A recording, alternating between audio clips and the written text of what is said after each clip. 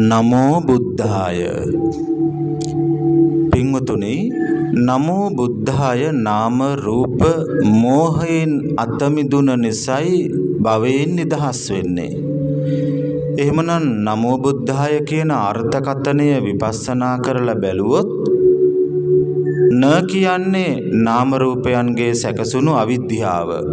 මෝහය කියන්නේ ඒ තුළට බන්ධනය වෙච්ච තෘෂ්ණාව. එහෙමනම් අපි හැම මොහොතකම එළියට පාන කරනවා පින්වතුනි තෘෂ්ණාව තමන් තුළ ඇති දේ.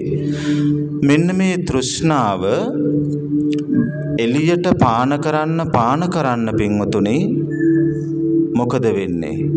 සක්කාය දිට්ඨිය ඇතුලේ මේ පාන වෙන කෙරෙහි සිහිය නොමැති නිසා සක්කාය දිට්ඨිය තව තීව්‍ර වෙනවා සසරට. එහෙමනම් තමන්ව හනගහලා බලන්න ඕනි. දැන් අපි මහ පොළොවට දිරලා යන කය පතුරු ගහලා බැලුවොත් නම් දෙතිස් කුණුපයක් අස්තීරයි. අල්ලගන්න තියාගන්න රැකගන්න බෑ. මැරිච්ච මලකඳක් මහ පොළොවට දැම්මොත් ඉදමිලා සැවර ඕජස් ගලලා දිරලම යනවා. පස් බවටම අවසානයේ පත් වෙනවා. එහෙමනම් අපි ශරීර ධාතුව දෙතිස් කුණුප කියලා පතුරු ගහලා බැලුවත් සතර මහා භූත කියලා හඳුනා ගන්නවා.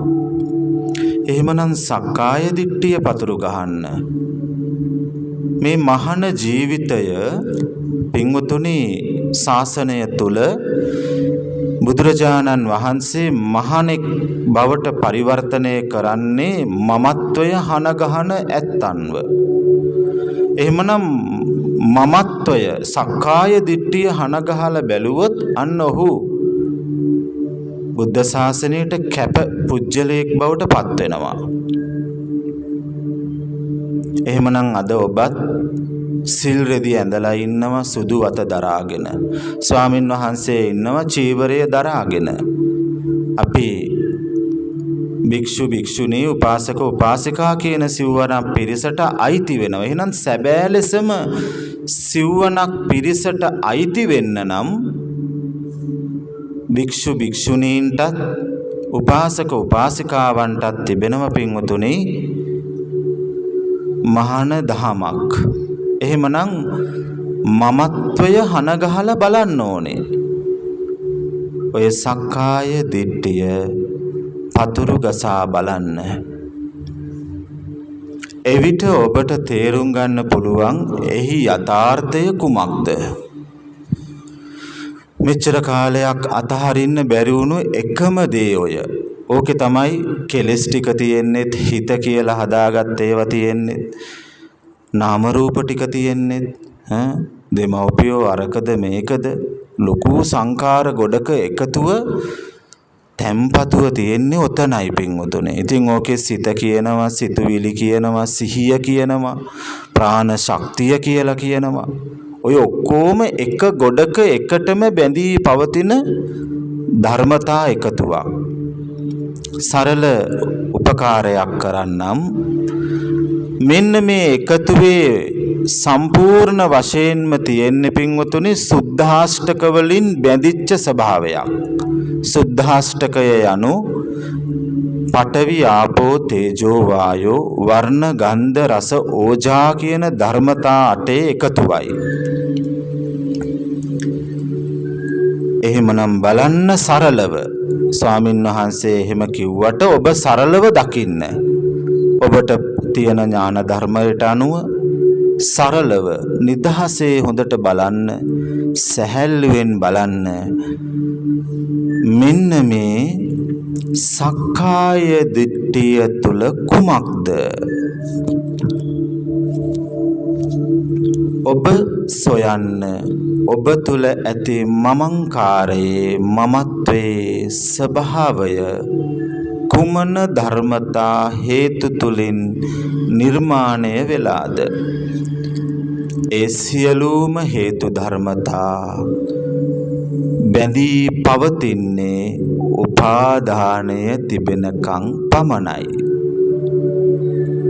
හොඳින් සොයන්න සක්කාය දිට්ඨියේ යථාර්ථය. විපස්සනා කරන්න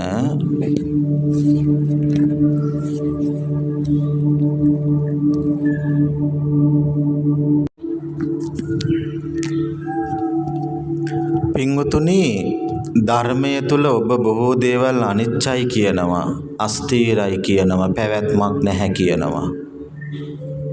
සක්කාය දිට්ඨිය අනිච්චය, අස්ථිරත්වයේ පැවැත්මක් නැති යථාර්ථයත් අවබෝධ කරන්න. මොකද සසරේ අතහැරින්න බැරි වුණු දේනේ ඔය චුතිසිතින් අරගෙන ගිය සක්කාය දිට්ඨිය, ප්‍රතිසන්දිය ලැබපු සක්කාය දිට්ඨිය, ඇහැ කන නාසය දිවකය හදපු සක්කාය දිට්ඨිය. මේ විඥාන ශක්තියත් එක්ක බැඳිලා ඉන්න මේ උපාදානයේ මමංකාරය, මමත්වය, ආත්ම දෘෂ්ටිය පින්වතුනි අවබෝධ කරගන්න. ඒ ආත්ම දෘෂ්ටියේ සක්කාය දිට්ඨියේ කාන්තේම අනිච්චයි. නින්ද ගිය ඔබ පිබිදෙන්නේ අස්ථිරත්වය නිසාමයි. හොඳට බලන්න පින්වතුනි, ජීවන ධර්මතාවයේ වහලෙක් බවට පත්වුණු සියලු හේතු ධර්මතා, බාහිරයට වේවා අභ්‍යන්තරයට වේවා, වටිනාකම් සහිත සියලු දේටම නාම රූප උපාදානස්කන්ධය සහිත ලෝකයම මගේ කරගත්තා වූ සියලු යථාර්ථයේ සක්කාය දිට්ඨිය. මෙන්න මේ සක්කාය දිට්ඨිය යනු කුමක්ද? එහි යථාර්ථය කුමක්ද? එය අනිච්චයිද, අස්ථිරයිද, නැත්නම් ස්ථිරයිද, නිච්චයිද කියා හරියට අවබෝධ කොටගෙන සක්කාය දිට්ඨිය බිඳින්න.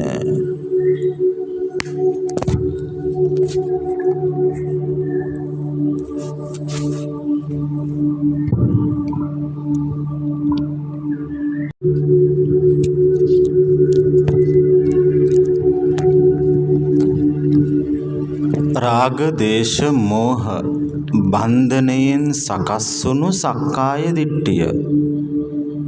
රාගය කියන්නේ ඇලීම, ද්වේෂය කියන්නේ ගැටීම, මෝහය කියන්නේ බන්ධනය වීම.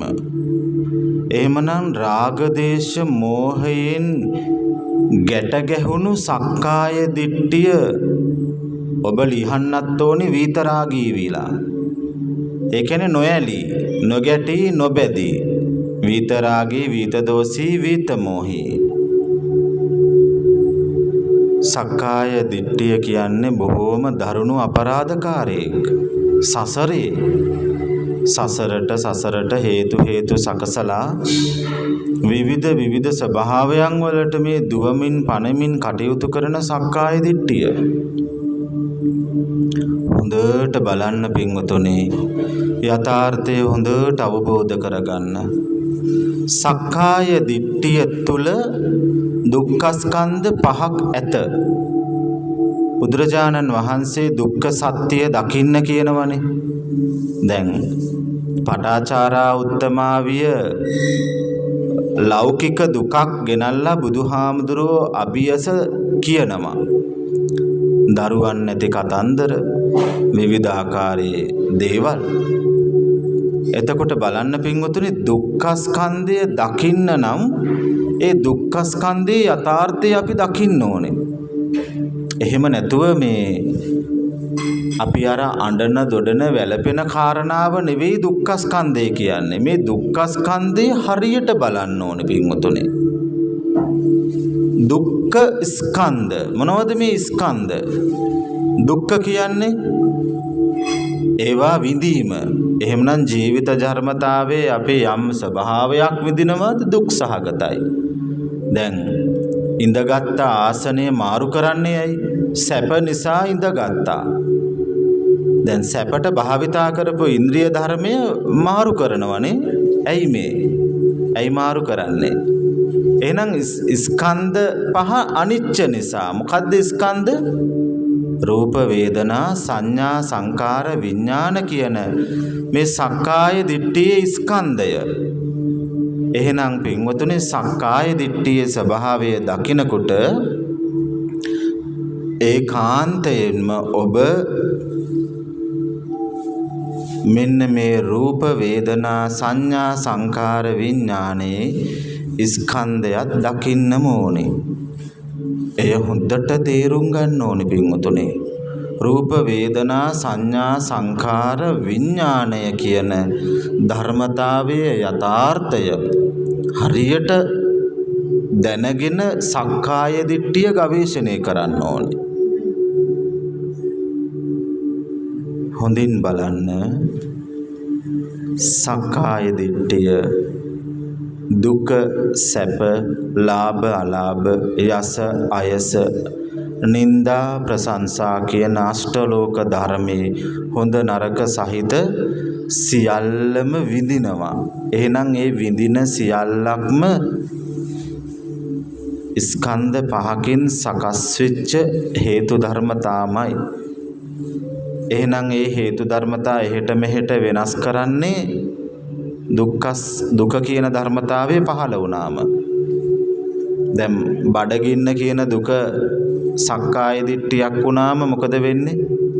ආහාරයකින් සැප දෙන්න හදනවා. ක්‍රියාවලියක් සක්කාය දිට්ඨියට නිර්මාණය වෙන හේතු තියෙනවා. හොඳින් බලන්න සක්කාය දිට්ඨිය යනු කුමක්ද? එහි යථාර්ථයේ ස්වභාවය කුමන ධර්මතාවයක්ද?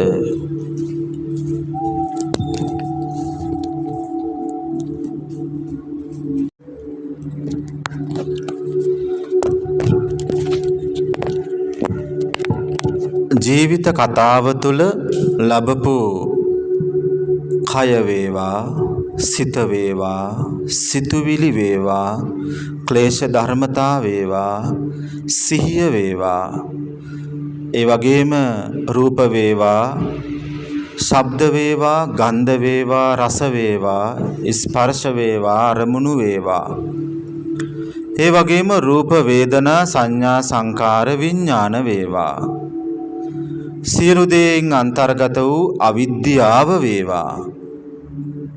එහෙමනම් අවිද්‍යාව තුළ පහළ වුණු සිත සිහිය තුළ නැති දේ සිත තුළ ඇත.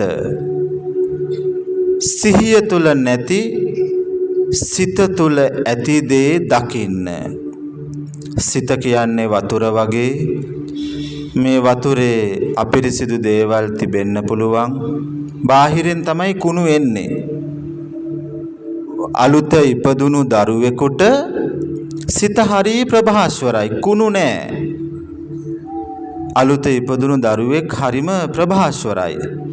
එහෙමනම් පින්වතුනි බාහිරින් මේ නැවුම් සිතට කුණු පැමිණෙනවා. ඒක තමයි කර්මය. කර්මය කියන්නේ තිරපතක්. ඒක අපි කලින්ම තීරණය කරලා අවසන් කරලා තියෙන්නේ. එහෙනම් අපිට දැන් මේ කුණු සහිත සියලුම දේ අපේ මේ විචිත්‍රවත් වූ සිතට බැසගෙන හමාරයි. එහෙමනම් සිහිය තුල නැති සිත තුල ඇති දේ දකින්න. හොඳට අධ්‍යයනය කරන්න.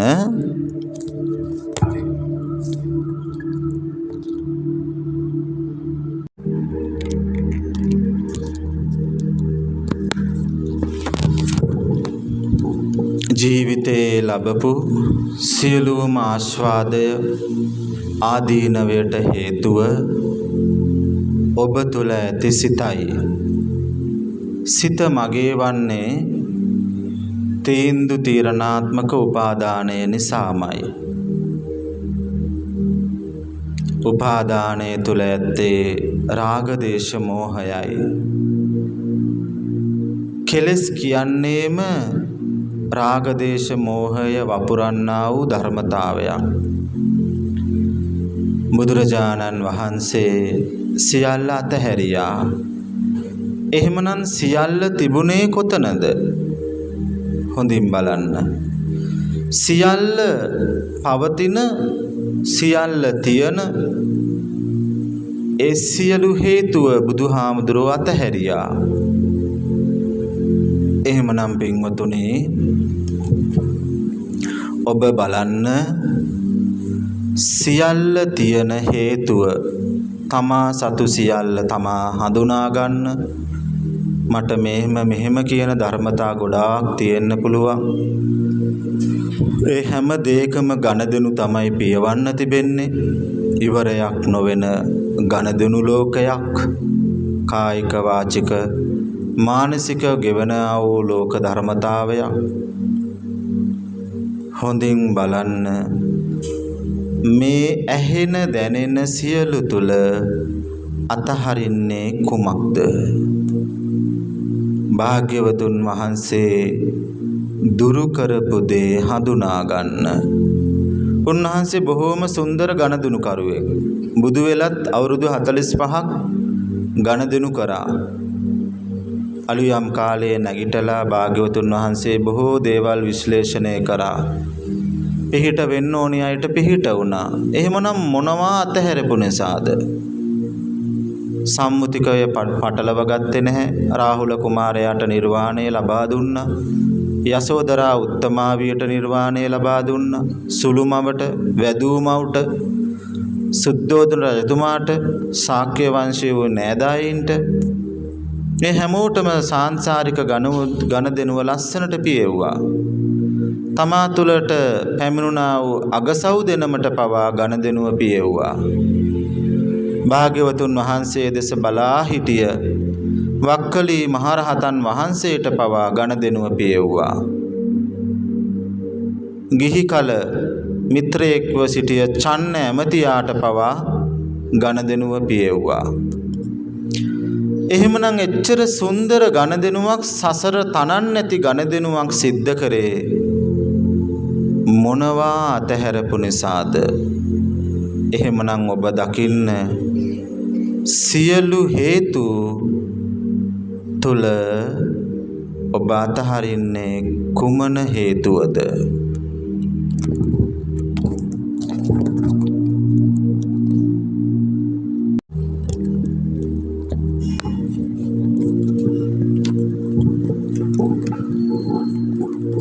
කර්මය තේරුම් ගන්න උත්සාහවන්ත වෙනවා වගේම ඒ කර්මයේ සත්‍ය වටහා ගන්නත් ඕනේ.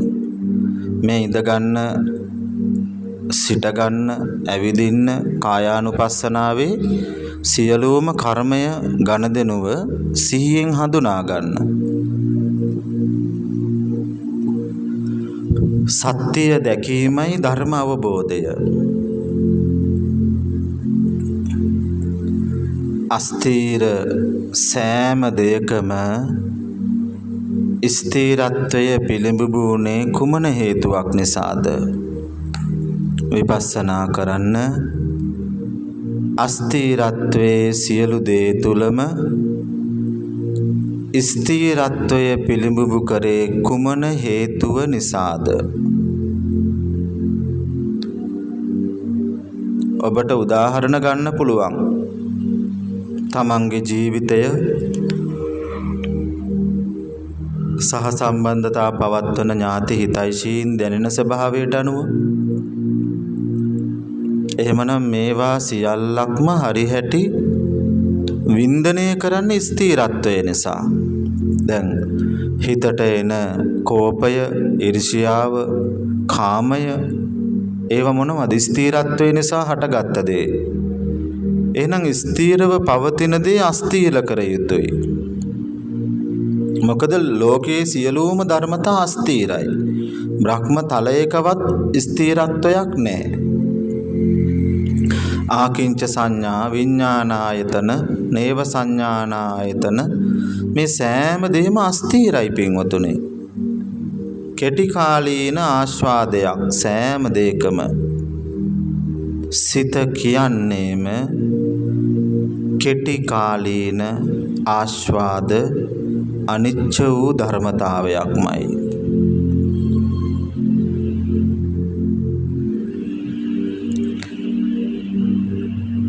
හොඳින් බලන්න. රූප වේදනා සංඥා සංකාර විඥාන නම් වූ සක්කාය දිට්ඨිය ස්ථිරත්වයෙන් දැනෙන්නේ කුමන හේතුව නිසාද?